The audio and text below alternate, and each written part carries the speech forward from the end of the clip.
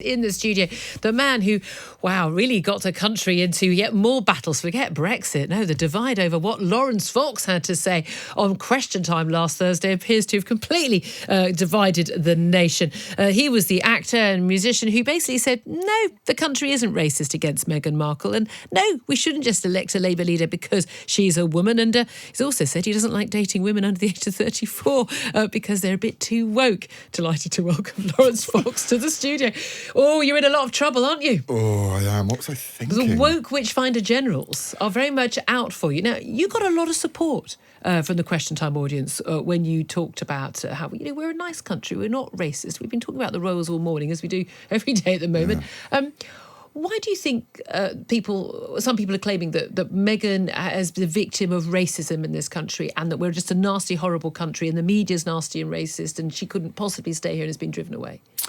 I think it's it's how they fulfil their argument, isn't it? You can't be a wokist without blaming everybody for being racist, and you have to be very intersectional and victim-y. So, and you have to think that the world's a bad place. Yeah, and it's just not hopeful. What world do you want to live in? A world where everyone's racist, or do you want to live in a world where we're trying to come together? Do you think this country is racist? I think there's racism everywhere, but I don't think we're a systemically racist country. I don't see a lot of racism, but then again, I am a straight white male. And this came up again. You actually accused a woman of colour of being racist herself because she talked about your white privilege. And again, this has been, got the intersectionality and this sort of diversity issue and identity issues about you're a white male. You're privileged. You're from a posh family. You're in a career where you've got lots of links.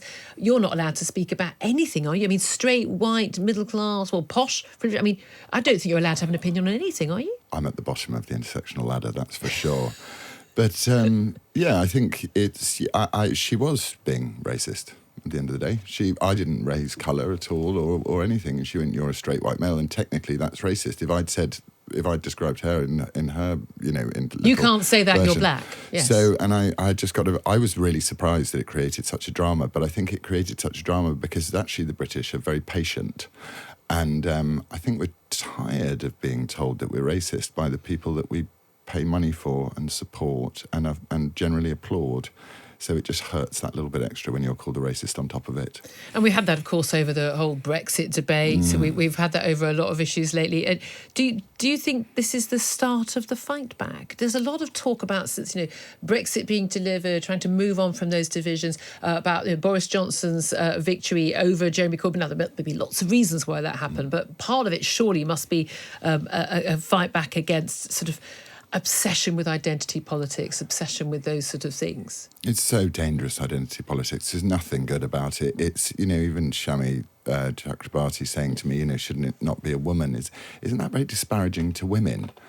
To say, well, we must put a woman ahead because she's not as good as a man in some ways, so let's, G her up. That's extremely patronising to women. Jess Phillips, in an interview on Sky News Oh yesterday. my goodness, oof. She was asked, Labour's never had a leader who's a woman. All the other political parties have somehow managed it without all women shortlist. But she was asked whether or not a man should stand aside. She said sometimes if you really believe in it, then a man should, hand the mic over effectively. I think it's a great idea if you've got two people that are just there and they're the same level of quality candidate and the support is 50-50. I think why not give the woman a chance ahead of the man, because she tends to get a less of a chance in this world. But let's not assume that we live in a world where women are discriminated against. Everybody is discriminated against by everybody. What sort of society do we want to live in? I want to live in one where we come together, not one that divides us. Or and it's old-fashioned idea, meritocracy. Why not? It's always good. Otherwise, you get you wouldn't want to be on a plane with a pilot saying, I got this job for diversity reasons, would you? Yes, rather than for me, the whole raised in a very sort of liberal family. That what would count as sort of values I was raised with, which was that you don't judge people by their skin colour, their sexuality, their gender. You judge people on merit.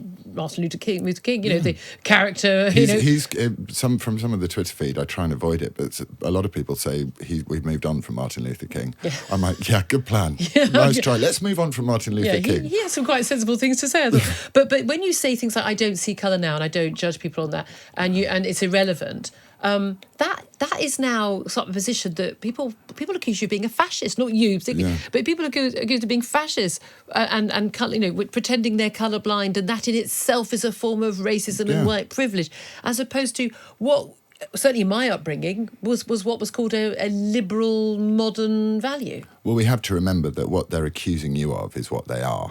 And that's why I stand up against them, because they are everything they accuse you of. You think the people who were going around shouting racist at everybody... The wokeists, I think, are fundamentally a racist Why bunch, do you think they are? Because they are racist. They see colour everywhere. They see colour everywhere. It's the only thing they see. Yeah, and identity politics is extremely racist as well. Eventually, it does atomise society, isn't it? So much about society, the melting pot, this idea was that we'd all just, you just judge people on their merits, as opposed to everybody coming from their little corner. So I'm a white middle-class straight woman. Someone else might be a black lesbian man, as opposed to just being individual personalities. I think it's about silencing opinion. I mean, I've certainly noticed it with me, because I wasn't expecting it to kick off. But it's like, you're not allowed an opinion, mate. You're white.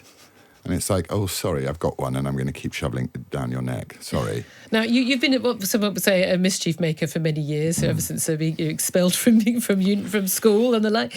But you were criticised by none other than, I mean, of course, it was only a matter of time, singer Lily Allen. That hurt. I bet that really hurt. She what a surprise, expressed her view on Twitter, saying she was sick to death of lovies like Laurence Fox going on TV and forcing their opinions on everybody else when they'll never have to deal with what normal people have to deal with in his gated community. Stick to acting, mate, instead of ranting about things you don't know anything about. I mean, pot meet kettle, kettle meet pot. I love the fact that you can go. I mean, she's had a pretty privileged, upbringing, but no, she speaks for the common man, doesn't she? And my gated community, we need to get some gates for it, because it's not gated. You've also talked about how you actually broke up with a girlfriend for being too woke, and you now have some rules about dating. Tell us about those.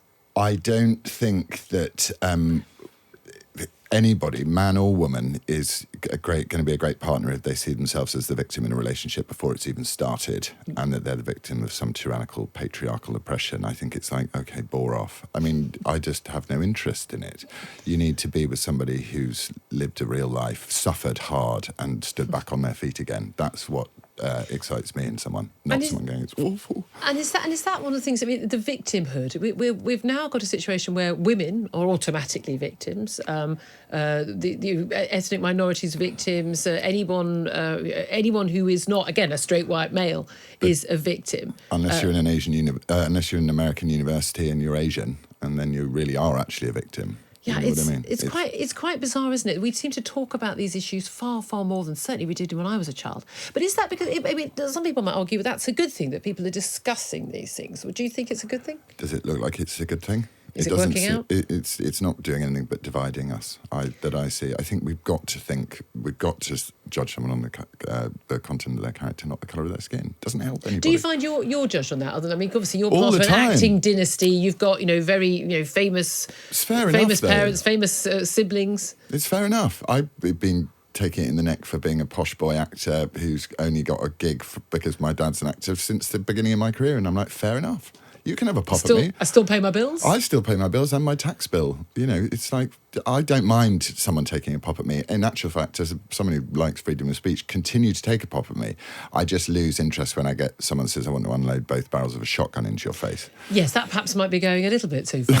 Do you think that, I mean, again, from the reaction you had on Question Time, and I know you sort of 100,000 extra Twitter followers and the like, you've had a lot. I mean, some of those, just to warn you, they're going to be people who are just following you just to take offence at everything you say. I know this is going to shock you on Twitter. Really? But an awful lot of people are also speaking out. When I tweeted out you were going to be on my show, just wave of joy from people saying, yes, thank God. To tell them, a lot of ladies expressing a lot of interest, by the way.